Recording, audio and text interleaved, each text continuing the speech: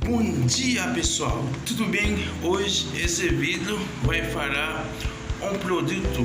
Você que tem algum banheiro, qualquer casa que tem fixilação, gente, chegou a solução. Esse produto se chama fundo preparador. Então, como eu hoje vou pintar essa parede todo, eu acabo limpar todo o barreiro, deixar todo sujeira. Via tanto sujeira que estava aqui por dentro, e gente, você pode, hein?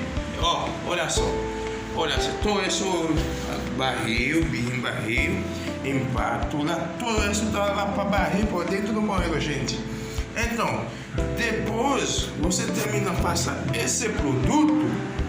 Olha só pessoal, esse produto assim, ó. Depois, agora você vai amanhã nós vai passar outro produto, ó. Olha só, é assim, ó pessoal, bem tranquilo. É assim que passa.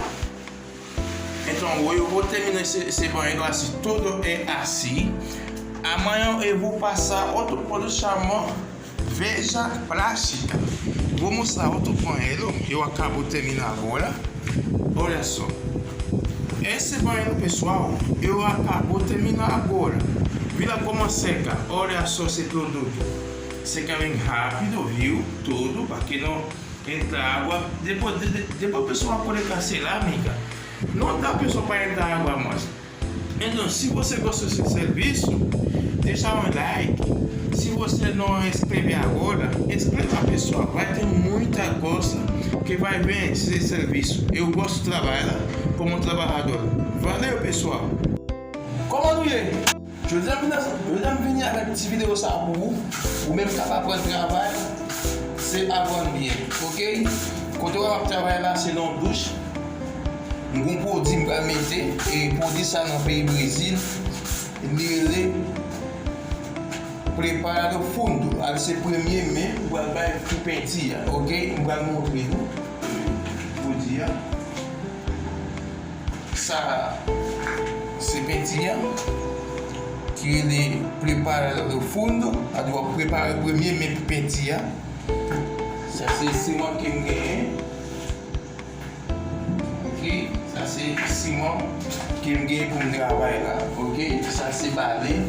Mais pour passer, pour dire ça, il faut bien balayer douche là, avec un pilote petit bail que nous gagnons, avec ça les pinceaux et nos chaînes là, pour capable bien nettoyer la terre, donc pour capable faire travail là bien, juste pour propriétaire capable satisfait avec le client, ça va aller mieux parce que nous avons plus pour cette monde.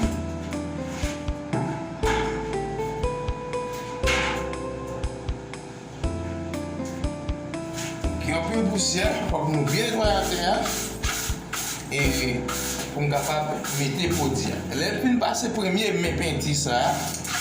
On a demain si bon Dieu veut, on va passer l'autre produit qui est Veja Plástica. Ça dit son produit et l'on met dans la douche et douche là pas couler, il pas soucier. Pour ça surtout pas d'avoir un grain de céramique qui mal metté. Donc, tout ça même, il n'est pas vraiment souci. Ok? On va nous faire nous voir la terre bien, on va se calculer.